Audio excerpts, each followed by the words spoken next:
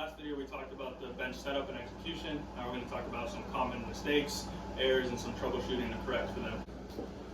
Alright guys, so now we're going to talk about some common mistakes. You can't see my face, but that's okay.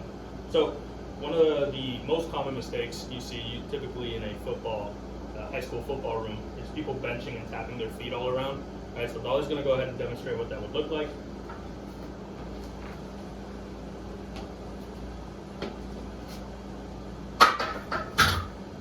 So that's happening because of one of two things.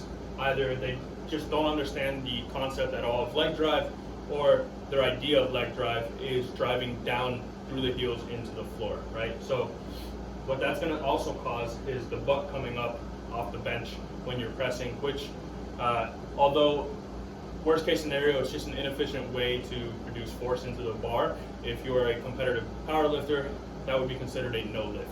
Alright, so we're going to talk about a really easy way to correct for this. So I'm going to have Dolly get her feet in a position that she feels comfortable. Right? Now from here, what you can do is kind of lightly step on their foot, right? So long as they're okay with it. And then what I'm going to have her think about doing is driving her foot, not her heel straight into the ground, but rather her toes into the front of her shoe. So I'm going to have her think about doing that.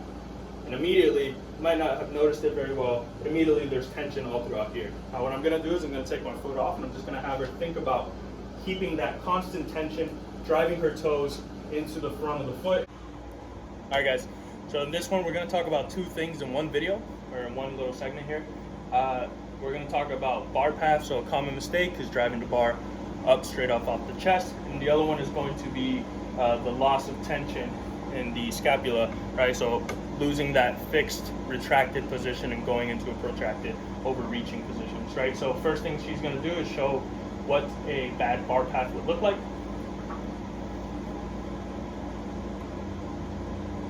Right, so if I had her pause right here, as I mentioned, you can't see her wrist, but it's pretty easy to see that from here straight down, she's not stacked with her shoulders, right? This is the bad position to apply force into the bar. It's also a bad position for your shoulders. So now she's going to bring it down, and she is going to do a good bar path, driving back, right? We want the wrist to be pretty in line with the shoulder.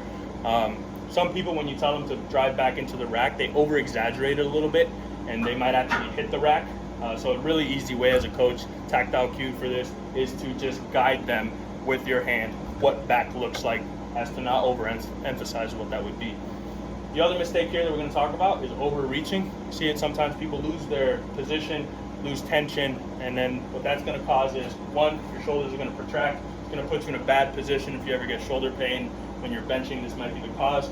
Or if you're a power lifter and you're trying to keep your arch throughout the reps, right? What that's going to do, it's going to minimize your arch. You're going to get lower and lower into the bench, right? And that's not good for the skill that we're practicing.